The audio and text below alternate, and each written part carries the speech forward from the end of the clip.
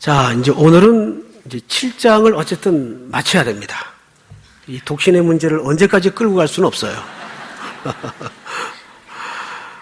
지금 석 주에 걸쳐서 독신의 문제를 다루는데, 참 어려운 장입니다.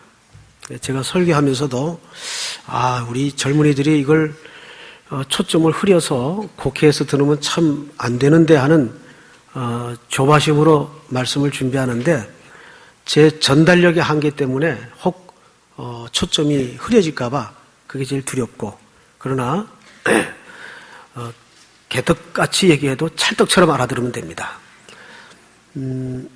우선 매 시간마다 고린도전서 7장서부터는 이런 염두를 잊어버리시면 안 돼요. 이 주제들은 지금 고린도 교회 안에서 특수하게 벌어진 어떤 혼란의 문제들, 혼란의 주제들을 옥신각신 하다가 이거를 에베소에 있는 사도 바울에게 질의를 한 겁니다. 기억나시죠? 그 질의의 내용에 대한 답변서가 7장서부터 16장까지라는 거죠. 그래서 이것을 어떤 주제는 오늘날 원리로 일반화시켜서도 안 되고 항상 해석의 결과가 중요한 거지 문자적으로 이해를 해서는 오류가 생기기 쉽다는 겁니다. 그래서 여러분들이 말씀을 들을 때나 성경을 개인적으로 읽을 때 7장서부터 16장까지는 그런 백그라운드 속에서 쓰여진 본문이라는 것을 잊어버리지 마시고, 무엇보다도 여기에 나타난 원리가 무엇인가를 여러분들이 붙드는 복이 있기를 바랍니다. 자, 우선 25절서부터 좀 보십시다. 이제 오늘서 분량이 많긴 한데 끝낼 수 있을 것 같습니다. 25절. 처녀에 대하여는 내가 주께 받은 계명이 없으되 주의 자비하심을 받아서 충성스러운 자가 된 내가 의견을 말한다. 무슨 얘기냐 하면 예수님께서 사도들에게나 또 특별히 사도 바울에게 직접 처녀들에 대해서는 이러한 원리로 인생을 살도록, 결혼을 하도록 가르쳐라, 구체적으로 말하지 않았다 그 말이에요. 그래서 처녀에 대하여는 내가 주께 받은 계명이 없다. 그런데 이렇게 오해를 하는 수가 있어. 그러면 지금부터 하는 얘기는 순전히 사도 바울의 개인적인 견해냐? 그럴 수 있죠. 자, 그래서 40절을 한번 보십시다. 40절. 같이 한번 읽을까요? 시작. 그러나 내 뜻에는 그냥 지내는 것이 더욱 복이 있으리로다. 나도 또한 하나님의 영을 받은 줄로 생각하노라. 이런 거죠. 성경에 송 목사가 5월 첫날이 되면 양복을 좀 밝은 걸 입고 나가라, 이런 지시가 없잖아요. 그죠? 그럼 어떻게 해야 될까요? 제가 직접 계시를 받아야 될까요? 하나님, 오늘은 어느 색깔이 주의 뜻입니까? 이걸 뭐라 그래요? 그걸 바보라 그래요. 그날 그냥 자기가 감에 따라서 입고 싶은 거 나가면 돼요.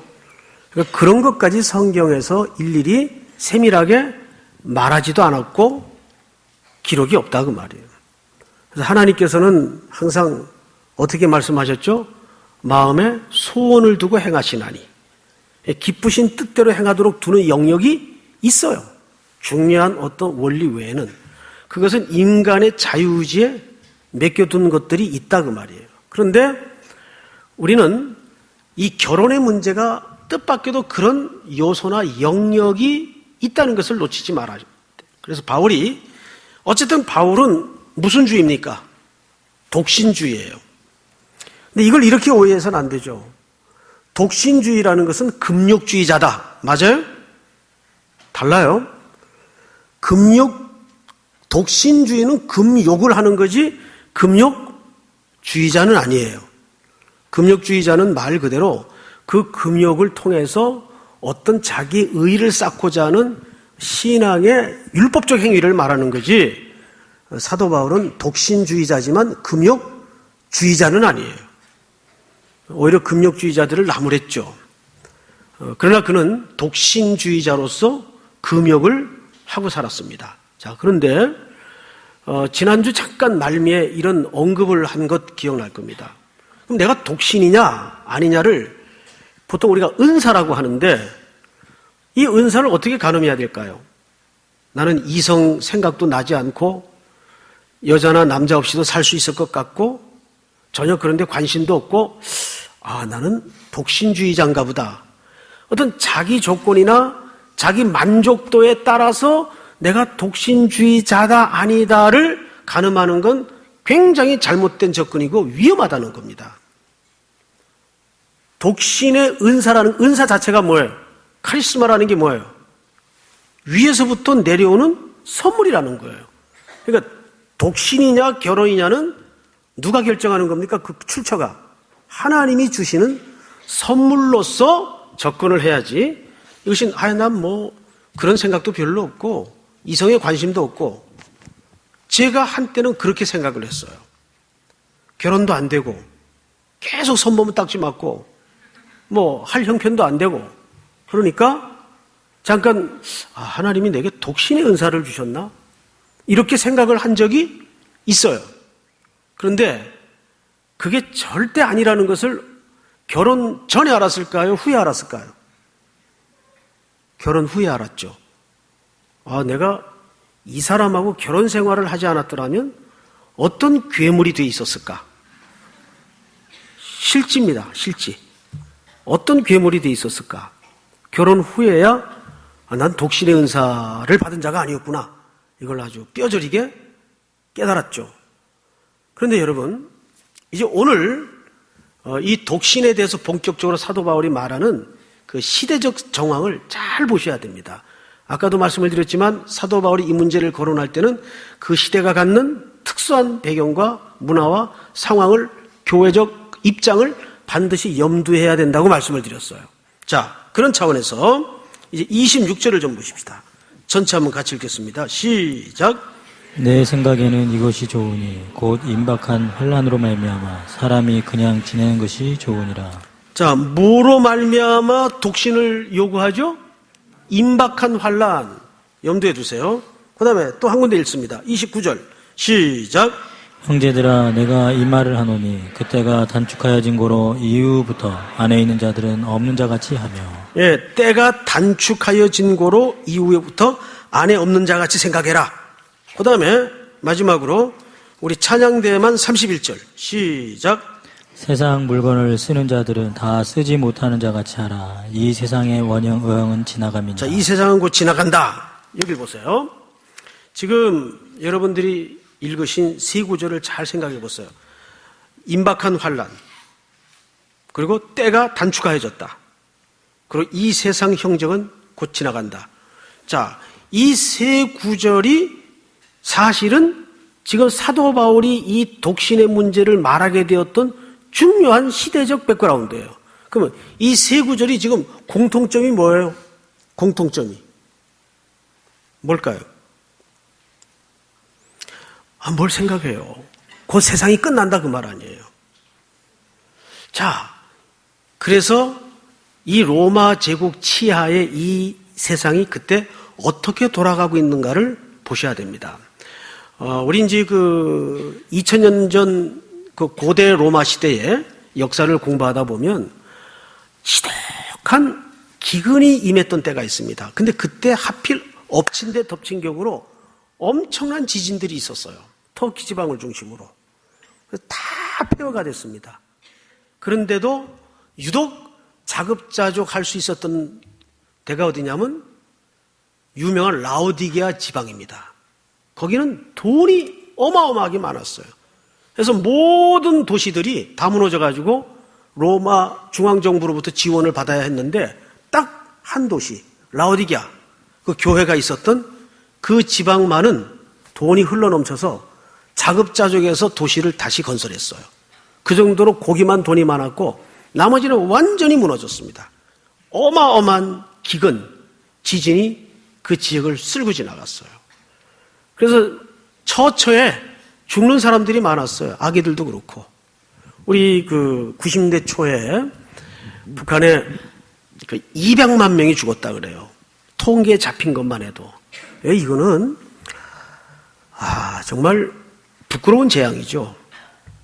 200만 명이 죽으니까 그 후에 얼마 있다가 그쪽을 가보니까 사람들의 입에서 자기네들이 하는 얘기가 뭐냐면 한 제네레이션이 없어졌대요. 그러니까 막 태어난 아기들이 거의 다 죽은 거예요. 먹질 못해가지고.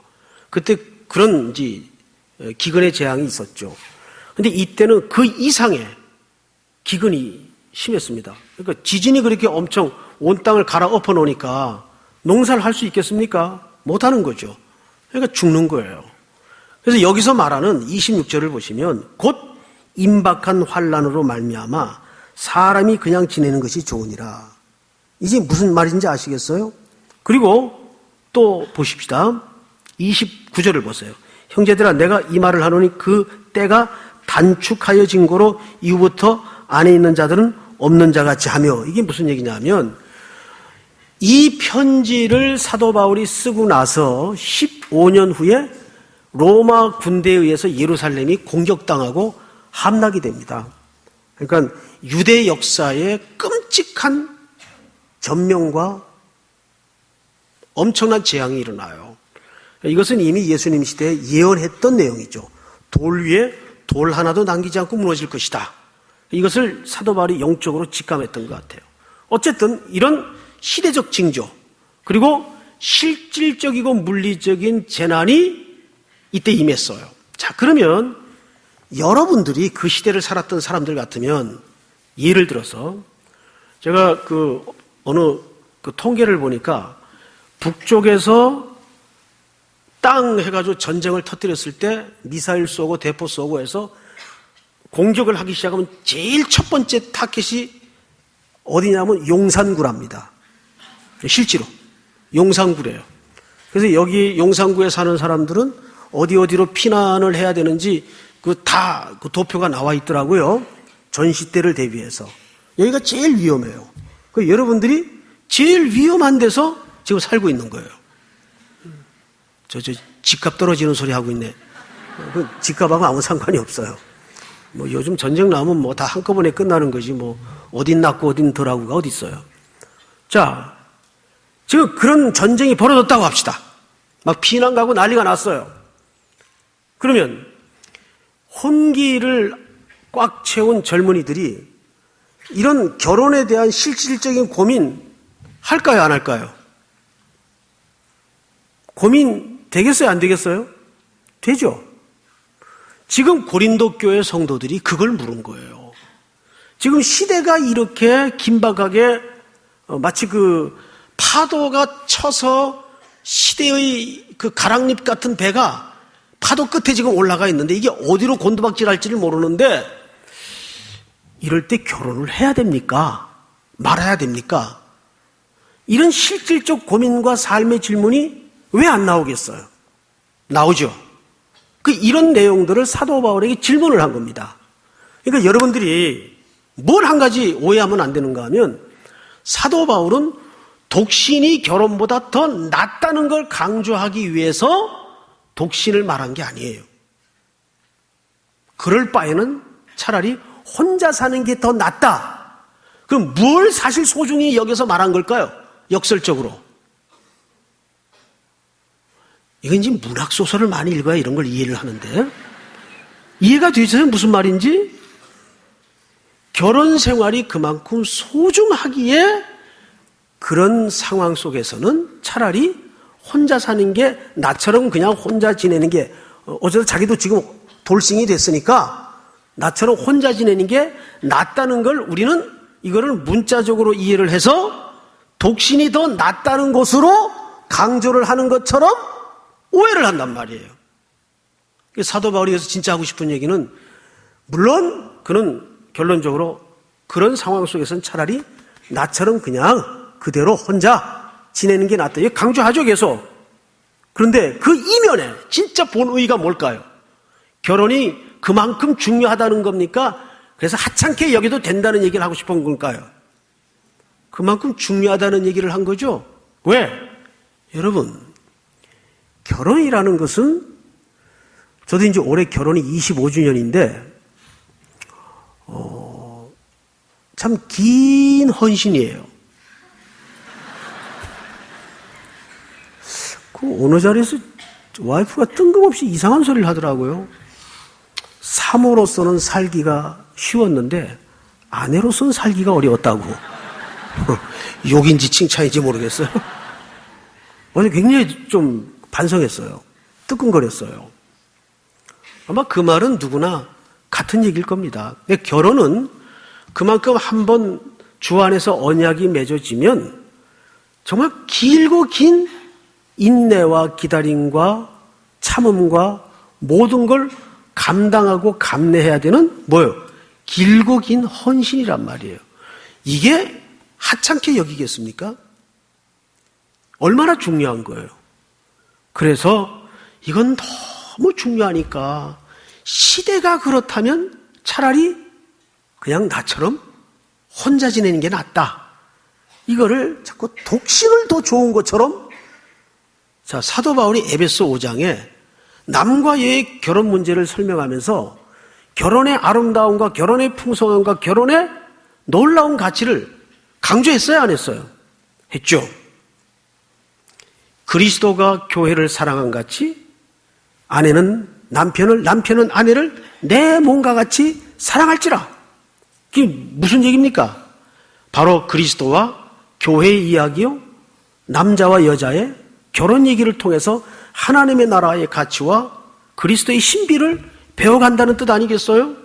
그 바울은 결혼의 이치와 결혼의 가치와 결혼의 중요성에 대해서 얼마나 강조를 한 사람입니까? 그런데 여기 와서 왜 이 독신 문제를 그렇게 자주 반복해서 꺼냈는가? 결혼이 그만큼 중요하다 그 말이에요. 이런 거죠. 제가 이제 오래전에 이런 설명을 여러분들한테 드린 거 기억나요? 경영이라는 말을, 이거는 절대 세속적인 용어가 아니라 그랬어요. 경영이라는 것은 성경에서 나온 가치인데 두 가지 히브리적 개념이 엎어진 하나의 통념적 개념이라고 말씀을 드렸습니다. 첫째, 경영이란 뭐냐? 무엇이 더 중요하고 무엇이 덜 중요한지를 구분할 줄 아는 능력과 그래서 무엇을 먼저 하고 무엇을 나중에 해야 될지를 구분할 줄 아는 능력을 합한 걸 경영 능력이라고 말해요. 자, 그러면 여러분들한테 한번 여쭤볼게요. 중요하기 때문에 꼭 먼저 해야 될까요? 일이 그렇게 돼 있습니까? 아니죠. 우리가 일터에서도 비즈니스를 하다 보면 이건 중요하니까 후회해야 되겠다는 논리적 문제가 발생합니까? 안 합니까? 반드시 발생합니다. 말하자면 사도 바울은 그런 이치에서 오늘 독신과 결혼의 문제를 상충되듯이 말하는 거예요. 그러나 이것은 둘 다 중요한 가치로서 설명을 하는 겁니다. 그래서 워렌 워스비라는 사람이 이 독신과 결혼의 문제에 대해서 우리 젊은이들에게 5가지 질문을 던진 적이 있어요. 여러분들은 한번 들어보세요. 제가 그 부분을 좀 읽어드릴 테니까. 첫째, 하나님으로부터 나의 은사는 무엇인가? 은사라는 말은 내가 독신의 은사를 가졌는가? 내가 결혼의 은사를 가졌는가? 여러분, 결혼도 은사입니다. 많이들 하니까 결혼은 은사가 아닌 줄 알아요. 결혼은 은사예요. 마찬가지로 똑같은 가치로 독신도 은사이듯이. 그래서 우선 하나님으로부터 나의 은사는 무엇인가? 독신인가? 결혼인가? 그리고 두 번째, 이 독신의 은사를 판가름하는 그 결정적 기준이 자기 만족이나 자기 환경의 기초가 우선이 되어서는 실수하기 쉽다는 거죠. 그래서 두 번째, 나는 신자와 결혼하려는 의도를 갖고 있는가? 신자와 결혼하려는 의도를 갖고 있는가? 우리 성경을 한번 볼까요? 7장 39절을 보세요. 아내는 그 남편이, 이제 이 부분은 과부들에게 한 얘기지만은 이게 일반적으로 적용될 수 있는 원리가 여기 감춰져 있어요. 아내는 그 남편이 살아있는 동안에 매여 있다가 남편이 죽으면 자유로워서 자기 뜻대로 시집갈 것이나 자, 자기 뜻대로 시집을 가요. 그런데 여기 전제가 있죠. 주 안에서만 할 것이니라. 자, 이건 중요한 성경의 기준입니다. 주 안에서만 결혼하라 그 말이에요. 믿지 않는 자와는 멍해를 하지 말라고요. 근데 가끔 가다가 이런 질문을 해요. 주로 이제 자매 쪽에서. 왜냐하면 워낙 형제들이 숫자적으로 딸리니까 이제 자매 쪽에서 그런 갈등을 하는 경우들이 많은데, 목사님, 이 형제가 나랑 지금은 안 믿지만은 이 형제가 나랑 결혼해가지고 교회 나오고 예수 믿을지 목사님 모르잖아요. 모르지, 나야. 물론 모르지. 그럼 넌 아냐? 넌 아냐? 피차 우리가 하나님이 아니잖아요. 여러분, 난 얘가 왜 그런 질문을 하는가를 나중에 알았어요. 그 교회에 어떤 케이스에 가정이 있었는가 하면, 그거 참 대단한 권사님인데, 이 말이 참 조심스러워요. 또 혹 넘어갈까봐. 이제 하나의 예증을 말씀드리면, 그걸 자꾸 원리화 시킨다는데 아주 짜증이 나요, 저는. 이건 예증입니다. 어느 권사님이 있는데, 딸 넷을 일부러 전부 안 믿는 집안에다가 시집을 보냈어요. 너 그 집안에 선교사 되라. 대단한 엄마죠. 근데 그 권사님은 그 기도를 굉장히 오랜 세월 해왔어요.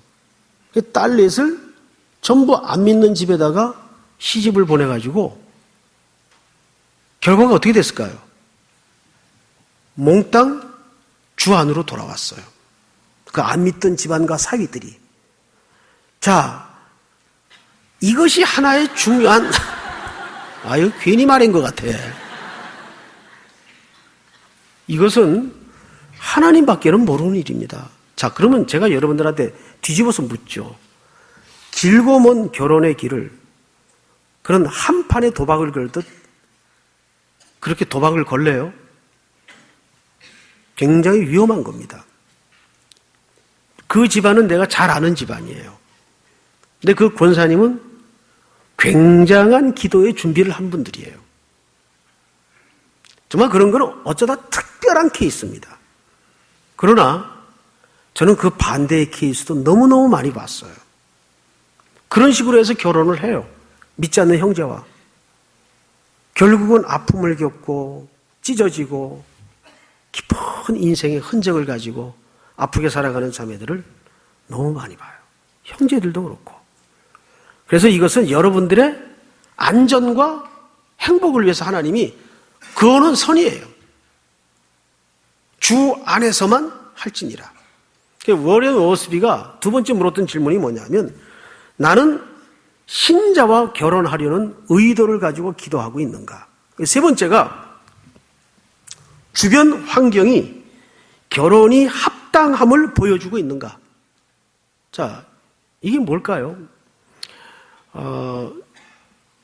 나누어진 충성심이라는 주제의 글을 읽어봤어요. 예를 들어서 어느 형제가 항상 마음에 저 아프리카의 어린아이들을 위해서 늘 평생에 부담을 갖고 살아요. 근데 거기 가서 아이들을 위해서 내 인생을 던져야 될 텐데. 근데 내일 모레부터 학기말 시험이에요.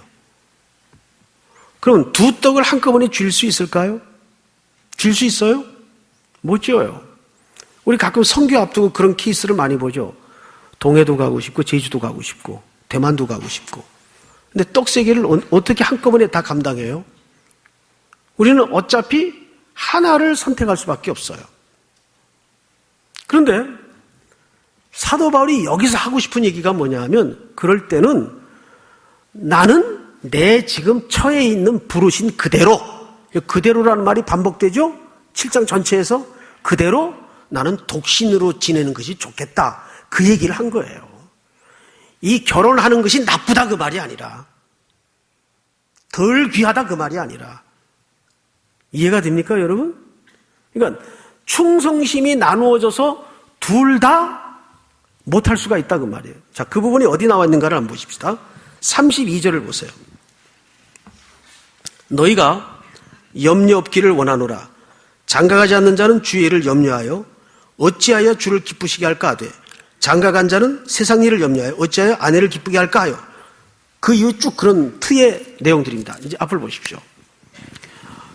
사도 바울이 빌립보서에서 나는 쫓아가노라라는 단어를 썼어요. 그때 제가 이런 설명을 드린 것 기억하실 겁니다. 귀족들이 사냥을 나가는데 정한 시간에 누가 더 실한 먹잇감을 잡느냐가 게임의 룰이에요. 그러면 딱 길숲에서 토끼를 발견했는데 갑자기 옆에서 노루 한 마리가 튀어나왔어요. 근데 창은 하나예요. 시간은 하나잖아요. 한 번이잖아요.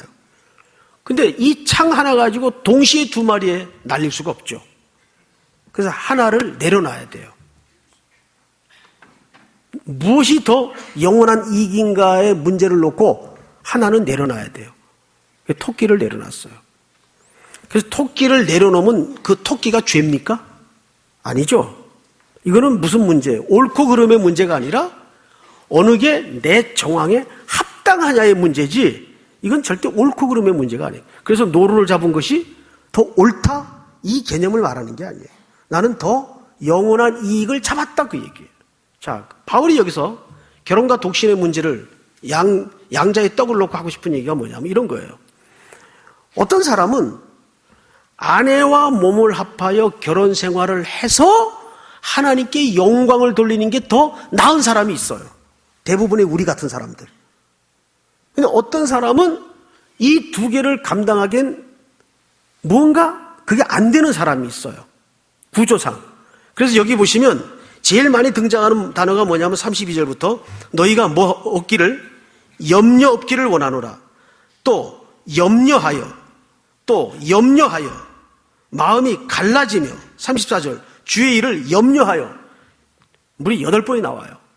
끝에 가면 제일 많이 등장한 단어가 뭐예요? 염려라는 단어예요. 염려가 헬라 말로 무슨 뜻입니까? 나누어진 일, 쪼개어진 마음이란 뜻입니다. 우리가 여기서 제일 중요한 판단 근거가 뭐냐면 워렌 머스비가 네 번째 이런 얘기를 합니다. 결혼이 그리스도를 위한 나의 헌신과 섬김에 어떤 영향을 줄 것인가. 자기가 자기 개인적 정황을 기초로 해서 나는 혼자 지내는 게 차라리 주님의 영광과 헌신을 위해서 낫겠다라고 판단하면 독신으로 지내는 거예요. 그런데 아닐 경우 나는 이 자매와 또는 이 형제와 만나서 정말 이런 아름다운 가정을 모델로 나는 주님의 부요를 주님의 행복을 드러내고 싶다. 그러면 이분은 이쪽으로 가는 거예요. 근데 이 둘은 어느 게 낫다 못하다의 개념이 틀리다 맞다의 개념이 아니라고요. 오히려 사도 바울은 사실상 결혼을 더 소중히 여겼기에 결혼 생활을 포기하고 홀로 가는 길을 택했던 거라고요. 무슨 말인지 아시겠습니까, 여러분? 마지막으로 질문이 뭐냐면 이런 질문이에요.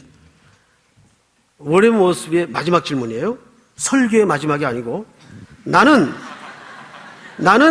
이런 삶에 연합된 관계에 들어갈 준비가 됐는가? 예를 든다면 내가 어떤 자매와 어떤 형제와 결혼을 꿈꾸고 결혼을 약속하고 준비를 하는 과정에서 정말 나에게 주신 은사가 결혼의 은사라면 나는 그렇게 부부로 연합되어 궁극적인 골이 주님을 기쁘게 하시고 주님께 헌신하고 주님을 섬길 수 있는 연합의 준비가 되어가고 있는가를 물어야 된다는 거예요. 그래서 저는 여러분들에게 실질적인 도움을 드리고 싶은 것은 내가 독신이냐 아니냐의 가장 중요한 기초는 성경 말씀이어야 됩니다. 무엇보다도. 그리고 어디 가서 점 보듯 그 다른 계시를 찾아다니지 마세요. 지난 주일 저녁에도 신사도 운동의 그 폐에 대해서 잠깐 소개를 드렸지만은 더 이상 성경 외의 계시는 있을 수 없어요. 예언 거의 사기입니다. 예언 받으러 다니지 마세요. 있을 수 없어요. 성경이 완벽히 우리에게 계시로 주어졌는데 왜 또 다른 예언을 전보듯 가서 기도받고 그래요? 혼자 기도하세요, 그냥. 그리고 성경 말씀과 함께 또 하나 중요한 것은 좋은 믿음의 선배들의 어드바이스를 반드시 참조하십시오. 여러분보다 반보, 한보 앞서 걸어간 경험자들의 이야기가 다 100% 옳을 수는 없지만 상당히 도움이 되는 건 사실이에요. 그런데 그 상대를 잘 찾아가야지. 어떤 녀석은 저한테 와서 저 자매를 좀 소개시켜 달래요. 그래서 가서 보니까 우리 와이프예요. 네? 얘가 이제 우리 와이프가 누군지 모르니까 착각을 한 거예요. 노총각인데. 그래서 내가 웃으면서 등짝을 한 대 때렸더니 그 다음 주부터 안 나와요. 상처받아가지고. 그랬던 일들도 있어요. 그러니까 이거는 하나의 뭐 지나가는 해프닝이었는데, 우리는 이제 젊은이들이 많다 보니까 그렇게 이제 교통사고들이 많잖아요. 내부에서 좌충우돌 하면서. 그래서 이 진장들이 늘 영적으로 민감히 깨어서 이 교통정리를 잘 하고 항상 원활히 모든 게 소통이 되도록 안내를 좀 해야 됩니다. 저도 이렇게 대충 보면 이 그림이 보이거든요. 새벽에도 보면 아주 바빠요. 또 새벽에도 보면은 이렇게 막 왔나 안 왔나 막 둘러보고 찾고 눈짓하고 막 그래요. 참 이뻐요. 보면은 제가 볼 땐 참 이뻐요. 자, 두 가지를 기억하세요. 첫째는 하나님의 말씀에 어드바이스가 가장 중요하고, 또 이런 문제로 전보듯 무슨 기도받으러 또 무슨 계시받으러 돌아다니지 마시고, 무엇보다도 목회자를 통해서 상담을 하세요. 아이고, 웬 재치를 저렇게. 너무 시원하겠어, 근데. 설교 마칩시다. 자, 우리 한 가지만 말씀드리고 마치겠습니다. 자, 39절, 40절 다 같이 읽겠습니다. 시작. 아내는 그 남편이 살아있는 동안에 매여 있다가 남편이 죽으면 자유로워 자기 뜻대로 시집갈 것이나 주 안에서만 할 것이니라. 그러나 내 뜻에는 그냥 지내는 것이 더욱 복이 있으리로다. 나도 또한 하나님의 영을 받은 줄로 생각하노라. 아멘. 아멘. 자, 결국 사도 바울이 이 말미에 뭘 마지막으로 결론을 맺는가 하면, 이렇게 실질적이고 물리적인 닥쳐온 환난을 대비해서 너무도 결혼이라는 건 긴 여정의 헌신이 동반되는 수고요 섬김이기 때문에, 그만큼 중요하기 때문에 나처럼 그냥 혼자 지내는 것이 좋다라는 말은 사실상 독신을 통해서 하나님께 영광을 돌리는 것도 소중하지만 결혼 생활도 그만큼 그 이상으로 소중하다는 것을 강조하면서 이 이야기를 마치는 겁니다. 아멘. 저는 우리 2003년, 13년, 우리 10년을 빼먹네요. 아유, 그러면 얼마나 좋겠어요. 2003년이면 내가 몇 살이에요? 2013년 이해가 가기 전에 우리 삼일교회 모든 젊은이들이 만나든지 가든지, 예? 이런 혼인의 대박이 우리 교회에 매주 고백되어지고 나뉘어지고 넘치기를 주님의 이름으로 축복합니다. 우리 다 일어나십시다. 오늘 찬양은 아무것도 두려워하지 마라. 예.